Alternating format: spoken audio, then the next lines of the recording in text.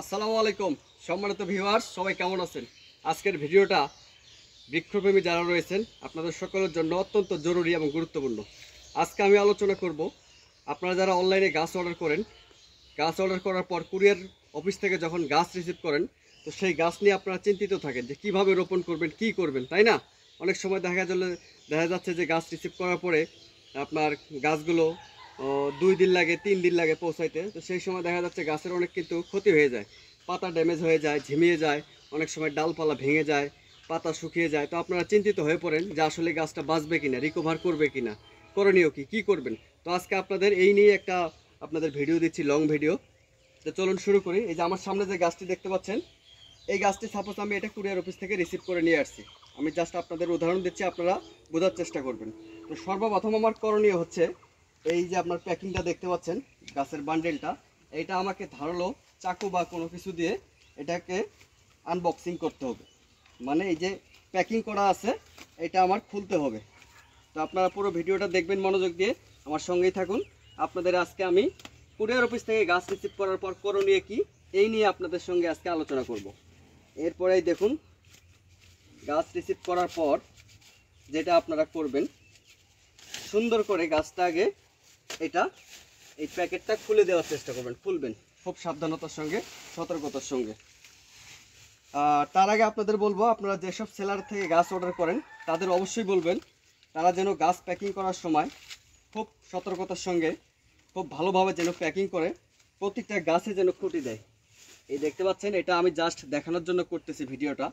আমি আমার যারা ক্লায়েন্ট রয়েছে, আমার যারা ক্রেতা রয়েছে, আমি সবসময় তাদের গাছগুলো এরকম সুন্দর করে খুঁটি ব্যবহার করে প্যাকিং করে পাঠানোর চেষ্টা করি।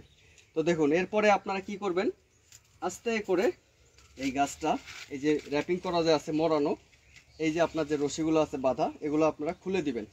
আরেকটা কথা বলে রাখি, আপনারা যখন গাছ অর্ডার করেন কোনো নার্সারি ম্যানের কাছে অনলাইনে, ভিডিওতে বা ছবিতে যে গাছটা দেখেন, কুরিয়ার অফিস থেকে রিসিভ করার পর সেই গাছটা কিন্তু সেই গাছটাই পাবেন, সেম গাছটাই, তবে একটু 19-20 হবে। 19-20 হচ্ছে আপনি যখন একটা গাছ অর্ডার করবেন, সাপোজ আপনার দূরত্ব হচ্ছে নার্সারি ম্যানের নার্সারি থেকে আপনার দূরত্ব হচ্ছে 500 কিলো, 700 কিলো বা 1000 কিলোমিটার।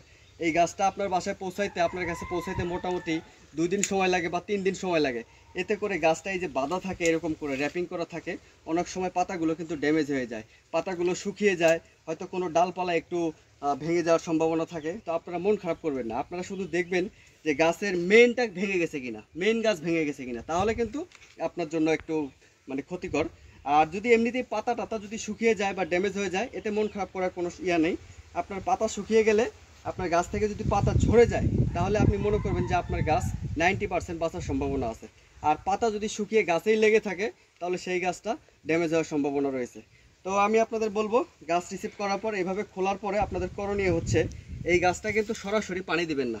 এই গাছটা 3 থেকে 4 ঘন্টা ছায়ার মধ্যে রাখবেন। কেননা এই গাছটা যখন র্যাপিং করা হয়েছে, একটা বস্তার মধ্যে ঢুকানো হয়েছে, এই গাছটা কিন্তু একটা গরম পেয়েছে। এই গরমের মধ্যে যদি আপনি পানি দেন, তাহলে এই শিকড়গুলো ড্যামেজ হওয়ার সম্ভাবনা আছে। সুতরাং এই গাছটা আপনার কি করতে হবে, খোলার পরে, প্যাকিং থেকে বের করার পরে আপনারা 3-4 ঘন্টা ছায়ার মধ্যে রাখবেন। ছায়ার মধ্যে রাখার পর তারপরে করণীয় হচ্ছে, আসুন, এই যে এরকম বালতিতে একদম ভর্তি পানি নেবেন। নেওয়ার পরে এই বালতির মধ্যে গাছটা ডুবিয়ে দিবেন। এই যে আমি ডুবিয়ে দিলাম, ব্যাস। এখানে কি হবে, গাছের গোড়াটা যদি শুকনো থাকে, মোটামুটি আপনারা 15-20 মিনিট, 20 মিনিট বা 1 ঘন্টা এই বালতির মধ্যে, পানির মধ্যে আপনারা ডুবিয়ে রাখবেন। এতে কি হবে, আপনার যে গাছের গোড়াটা শুকনো থাকে, এই শুকনোটা ভিজে যাবে, গাছটা পরিপূর্ণভাবে পানি খেয়ে নিবে। এরপরে করণীয় হচ্ছে, আপনারা এই যে শুকনো পাতা টাতা যেগুলো থাকে, সেগুলো যদি আপনার প্রয়োজন হয়, তো প্রুনিং শেয়ার দিয়ে ছাঁটাই করে দিবেন। ছাঁটাই করে দেওয়ার পর আপনারা কি করবেন, আপনাদের করণীয় হচ্ছে একটা ছত্রাকনাশক স্প্রে করে দিবেন। যে কোনো ছত্রাকনাশক স্প্রে করলেই হবে। আমি যেটা স্প্রে করি, এটা হচ্ছে নইন ম্যাকডোনাল্ডের এটা হচ্ছে একটা ছত্রাকনাশক। এটা হচ্ছে 50 WP কার্বেন্ডাজিম প্রবাহমান ছত্রাকনাশক। তো আপনারা চাইলে যে কোনো ছত্রাকনাশক স্প্রে করতে পারেন, লিটারে হচ্ছে 1 গ্রাম হারে। এই যে আমি এখন গাছগুলোতে এই যে স্প্রে করে দিলাম, এই যে দেখুন, এই যে হালকা করে আপনারা এই যে পরিমিত মাত্রায় স্প্রে করে দিবেন। স্প্রে করে দেওয়ার পরে হচ্ছে আপনার করণীয়, এই গাছটা আপনারা মোটামুটি 3 থেকে 4 দিন বা হচ্ছে আপনারা তারও বেশি সময়, 1 সপ্তাহ আপনারা গাছটা ছায়াযুক্ত জায়গায় রেখে দিবেন। নিয়মিতভাবে প্রয়োজন মতো পানি দিবেন। এরপরে আপনারা গাছটা সঠিক জায়গায়, যেই জায়গায় আলো বাতাস সবসময় পায় এরকম একটা জায়গা নির্বাচন করে গাছটা রোপণ করবেন।